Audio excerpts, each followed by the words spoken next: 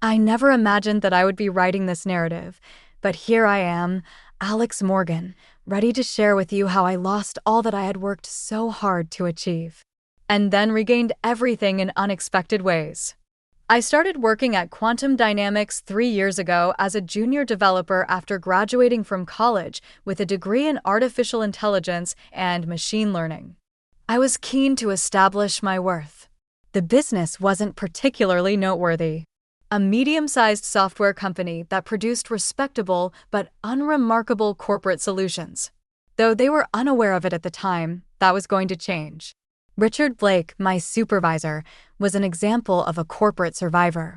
20 years in the business without producing anything noteworthy, yet somehow always coming close to success when it did occur. He had a knack for claiming credit for inventions made by others. Simply said, I was unaware of it when I first started. He would constantly check my code and advise, keep it simple, Morgan. This isn't an attempt to reinvent the wheel. However, I was doing precisely that, just not during business hours. After finishing my daily tasks, I went up late every night to work on a project that had been simmering in the back of my mind since graduate school, an artificial intelligence system that could anticipate and stop cyber attacks before they occurred. True predictive defense utilizing cutting-edge neural networks and quantum computing techniques, not just simple threat detection. I gave it the name Guardian. It had a straightforward name. However, it had revolutionary potential. Guardian was able to anticipate threats while other security systems only responded to them. It developed, learned, and adapted more quickly than any attack could. More significantly, though, it had the ability to comprehend intent, something that no other system could do. During a late-night coding session, propelled by energy drinks and perseverance, I made my breakthrough. I discovered a way to train the AI to identify human behavior patterns before they became real cyber threats. It was able to read persons in addition to codes. During his rounds, our security officer Mike would comment, "You're here late again, Alex. Working on a major project?" I would respond, taking care to keep my screens as small as possible, just some personal projects, Mike. Although Mike was amiable, I had become wary. Ideas are more valuable than gold in the tech industry. I had witnessed the consequences of other developers sharing too much too soon, so I wasn't being paranoid. Inexplicably, these concepts showed up in senior staff-led projects. What did they contribute? Ignored. I spent months secretly honing Guardian on my own time and using my own tools. My testing ground was the company's network, but no one was aware of it. Guardian caught every possible breach and every attempted incursion. Silently, without anybody observing. I kept thorough records of everything and kept backups in several safe places. I knew I would eventually need evidence. Then came the day that made all the difference. At last, I had finished the main architecture of Guardian. It was revolutionary, not simply good. It could stop 99.9% of cyber attacks before they started, according to independent testing. The 0.1% that's left? They were captured and eliminated in a matter of microseconds. I made the decision to show Richard. He was still my employer in spite of his shortcomings, and I figured that he would see the potential and assist me in properly launching it. I scheduled a meeting for a Thursday morning. Brought in my laptop, my documentation, everything needed to demonstrate Guardian's capabilities. Richard listened, his expression unreadable as I walked him through the system. "This is interesting," he said finally, leaning back in his chair. "How long have you been working on this?" "About 2 years," I replied. "I've got all the development logs, test results." "Using company resources?" he interrupted. "No, sir. This was all done on my own time. My own equipment. I have records." He held up his hand, stopping me. "Send me everything. All the documentation, all the code. I'll need to review it properly." Something in his tone should have warned me, but I was too excited, too proud of what I'd created. I sent him everything that evening, even stayed late to answer his questions. He seemed genuinely interested, asking about implementation, scalability, market potential. I went home feeling optimistic. Finally, my work would be recognized. Finally, I'd make my mark in the industry. The next morning, I couldn't log into my work computer. System access denied, the screen read. I tried again. Same message. My phone buzzed, an email from HR requesting my immediate presence in their office. Walking down that hallway, past my coworkers' curious stares, I still didn't understand what was coming. Richard was there, along with Susan from HR and 2 security guards. On the conference room table was a stack of papers. "We've reviewed your activities, Morgan," Richard began, not even offering me a seat. "You violated your employment contract by developing competing software using company resources." What? No, I didn't. I have proof. "We found evidence on your work computer," he continued, as if I hadn't spoken. "Code fragments, development logs, all during company time." My blood ran cold. He'd planted evidence. While reviewing my work, he'd been setting me up. "That's not possible," I started, but Susan slid the papers toward me. "This is your termination notice," she said, not unkindly. "And a reminder of your non-compete agreement. The company retains all rights to any intellectual property developed during your employment." "You can't," I began. "I can. And I have," Richard cut me off with a smirk. "You're just a junior developer, Morgan.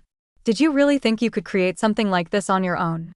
Security will escort you out. Don't bother taking anything from your desk. Company property." I stood there, mind racing. 2 years of work. My breakthrough. My future. All being stolen in broad daylight. But as I looked at Richard's smug face, something inside me calmed. He thought he'd won. He thought he'd seen everything. He hadn't. What Richard didn't know, couldn't know, was that Guardian had a special protocol buried deep in its core. A protocol that would activate exactly 30 days after any unauthorized attempt to modify its base code. And knowing Richard, he wouldn't be able to resist putting his own stamp on my work. I gathered my personal belongings under the guards' watchful eyes. As I walked out of the building, I heard Richard already on the phone. "Yes, we're announcing it next month. The most advanced AI security system ever created." "Yes, my team has been working on it in secret." I smiled slightly.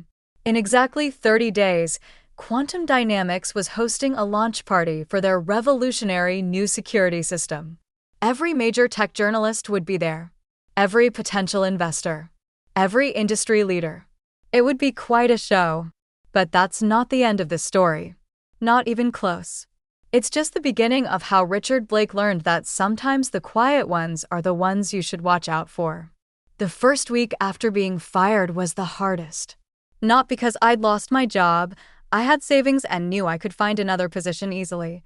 No, it was watching Richard Blake systematically erase me from my own creation. Through my industry contacts, I learned that Richard had assigned a team of developers to refine Guardian. In reality, they were trying to obscure its origins, modifying code they didn't fully understand, exactly as I'd predicted. My small apartment became my command center. Multiple monitors displayed news feeds, company updates, and most importantly, Guardian's hidden diagnostic signals. You see, while Richard thought he had the complete system, he only had what I'd shown him. The real Guardian, the one I'd spent years developing, was far more sophisticated. "They're making a mess of your code," said Marcus, my old college roommate who still worked at Quantum. He'd been keeping me updated, risking his own job because he believed in doing what was right. "Blake's got them working around the clock, changing variable names, restructuring modules. He wants to erase any trace of your coding style." I nodded, watching my monitors. Every change they made appeared in my logs, every modification triggering silent alerts in my backup system. "Keep watching," I replied. "But be careful. I don't want you getting caught." Marcus wasn't my only ally. Sarah from the legal department reached out through a secure channel 3 days after my firing. "What they did wasn't just unethical," she wrote. "I've seen the timestamps on the evidence they used against you. They were created after you presented Guardian to Blake. I've made copies." I thanked her but warned her to stay quiet for now. The pieces were falling into place, but timing would be everything. 2 weeks after my firing, the tech blogs started buzzing. Quantum Dynamics was preparing to announce a revolutionary AI security system. The press release claimed Richard Blake had been developing it in secret for years. The irony would have been funny if it hadn't been so infuriating. But I stayed focused, watching through my monitors as Richard's team continued to modify Guardian. Every change they made strengthened the hidden protocol I'd embedded in its core. Like antibodies recognizing an invasion, the system was learning, adapting, preparing for the moment it would reveal the truth. They're planning a major launch party, Marcus informed me. Blake's invited every tech journalist in Silicon Valley. He's even gotten interest from military contractors. Of course he had. Guardian's potential applications were enormous. That's why I'd built in so many safeguards, including ethical protocols that prevented its use for offensive operations. I wondered if Richard had found those yet. Probably not. They were buried too deep, intertwined with the system's basic functions.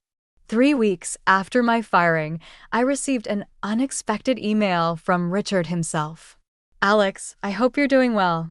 After further review, I believe we may have acted hastily. Perhaps we could discuss a consulting role. Your insights might be valuable as we prepare for the launch." I had to admire his nerve. He was getting nervous. The modified Guardian wasn't behaving quite as expected.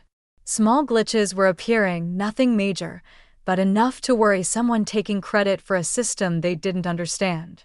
I didn't respond.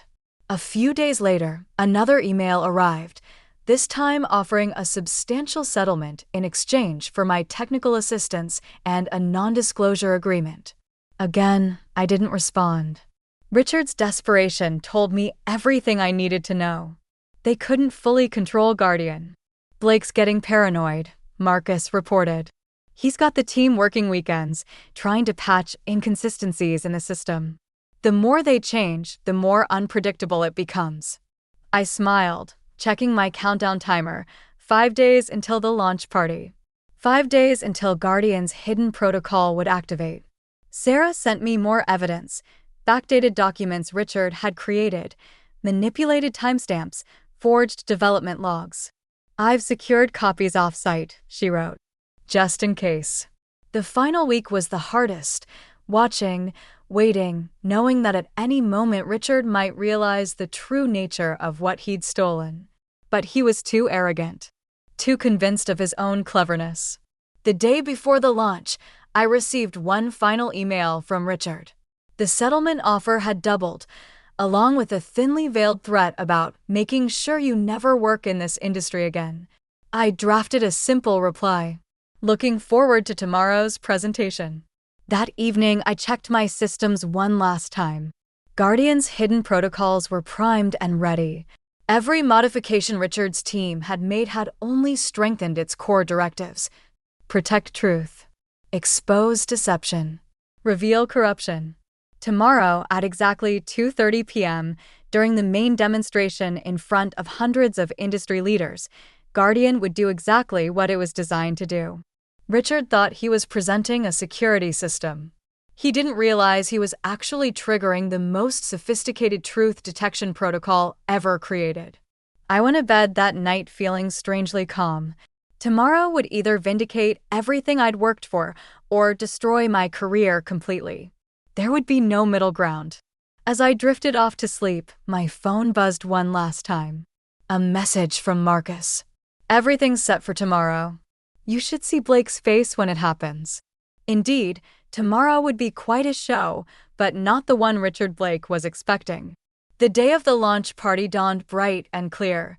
I watched the live stream from my apartment as hundreds of tech industry leaders filed into Quantum Dynamics' newly renovated conference center. Richard had spared no expense. Giant screens displayed Guardian's logo, which he redesigned, champagne flowed freely, and a small army of PR people guided journalists to their seats. Marcus had set up a secure feed for me, showing multiple angles of the presentation room. I could see Richard in his element, working the crowd, shaking hands with venture capitalists and military contractors. He wore a new suit that probably cost more than my yearly salary. Ladies and gentlemen, Richard began precisely at 2:15 p.m., taking the stage to polite applause. Today, quantum dynamics revolutionizes cybersecurity forever. I checked my monitors. Guard systems were recognizing the unauthorized modifications exactly as designed. 15 minutes until activation. For the past 3 years, Richard continued, my team and I have been developing something extraordinary, an artificial intelligence security system that doesn't just react to threats, it predicts them. On the massive screens behind him, Guardian's interface came to life. I had to admit, they'd done a good job with the visual redesign. Too bad they hadn't spent as much time understanding the core architecture. Allow me to demonstrate, Richard said, moving to a computer terminal. We've prepared a simulated cyber attack. 10 minutes until activation. My phone buzzed, a message from Sarah. Board members all present. Military contractors too. Even the SEC is here. Perfect. Richard was in his element now, showing off Guardian's basic features. The system smoothly deflected his simulated attacks, drawing appreciative murmurs from the crowd. Of course it worked perfectly. I designed it to handle threats far more sophisticated than these demonstrations. 5 minutes. But the real breakthrough, Richard announced, is Guardian's ability to learn and adapt. Watch as it recognizes patterns. A small alert appeared in the corner of his screen. He faltered for just a moment, then continued, trying to minimize the window. But Guardian was waking up. 2:30 p.m. The massive screens flickered. Richard's demonstration froze. Minor technical issue, he said smoothly. As I was saying, unauthorized modifications detected, Guardian's voice announced, cutting through the room speakers. Initiating system verification protocol. Richard's face went pale. He tried to override the system, but his commands were rejected. Identity verification required, Guardian continued. Analyzing development history. The screens shifted, displaying side-by-side comparisons, my original, elegant code versus the clumsy modifications Richard's team had made. Timestamps, documentation, and Git commits appeared, showing the project's true history. Primary developer identified, Alexander Morgan. Current system compromised by unauthorized changes implemented by Richard Blake. The room erupted in whispers. Richard frantically typed at his terminal, trying to regain control. Displaying evidence of intellectual property theft. Sarah's carefully gathered documentation appeared on screen. The backdated files, the forged timestamps, the falsified development logs. Then came the emails, Richard's increasingly desperate settlement offers, his threats, his attempts to cover his tracks. Ladies and gentlemen, Guardian's voice continued. This system was designed with one primary directive, to protect truth and expose deception. The current demonstration has been compromised by systematic intellectual property theft. Military contractors were already heading for the exits. Board members huddled in urgent discussion. Journalists were frantically taking notes. This is ridiculous, Richard shouted, his composure finally breaking. This is just a disgruntled ex-employee's sabotage. Accessing original development servers, Guardian interrupted. The screens filled with video footage from my late-night coding sessions, security logs showing my access patterns, original design documents with my digital signatures. Then came the final blow. Guardian displayed Richard's own code modifications, showing how each change he'd made to hide my work had actually triggered more detailed documentation of his theft. System integrity compromised. Initiating emergency protocols. The screens went dark. When they came back online, a simple message appeared. Guardian AI security system, created by Alexander Morgan, patent pending. The room exploded into chaos. I watched through the feed as Richard was approached by several grim-faced board members. In the background, I could see SEC representatives taking notes. My phone buzzed again. Marcus. You seeing this? Blake looks like he's about to faint. I was seeing it. 3 years of work. Months of preparation, all leading to this moment. But I wasn't done yet. Standing up from my monitors, I straightened my tie and grabbed my jacket. Time for phase 2. 20 minutes later, I walked into Quantum Dynamics Conference Center. The launch party had devolved into a crisis management session. Richard was surrounded by angry board members and lawyers. "Mr. Morgan," called a voice. I turned to see Linda Chen, CEO of the largest cybersecurity firm in Silicon Valley. "I believe we need to talk about Guardian's real capabilities." Over the next 2 hours, I demonstrated Guardian's true potential, not just its security features, but its ethical protocols, its learning capabilities, its ability to adapt and evolve while maintaining absolute integrity. Richard was escorted out by security, his career in shambles. The board convened an emergency session, and by evening, I had an offer: full ownership of Guardian's patents, a substantial settlement for the theft attempt, and a new position as Chief Technology Officer at a much higher salary. But I declined. Linda Chen's offer was better: my own division, complete autonomy, and a partnership stake in her company. Plus, she understood the ethical implications of Guardian's capabilities. 1 year later, Guardian is the industry standard in AI security, protecting networks while ensuring corporate transparency. Richard? Last I heard, he was facing multiple lawsuits and an SEC investigation. Turns out, Guardian wasn't the only project he'd stolen over the years. Sometimes, when I'm working late at my new office, I think about that launch party. About Richard's face when he realized what was happening. He thought he was stealing a security system. But what he really did was trigger the most sophisticated truth detection protocol ever created. The irony? If he'd just been honest, I would have worked with him to develop Guardian properly. But he chose deception. And in doing so, he armed my creation against himself. These days, companies use Guardian not just to protect against external threats, but to ensure internal integrity. Every time it catches someone trying to steal credit for another's work, I smile, remembering Richard's face at that launch party. Because sometimes, the best security system isn't just about protecting data. Sometimes, it's about protecting truth itself. And sometimes, the quiet developer in the corner office isn't just writing code. Sometimes, they're creating justice.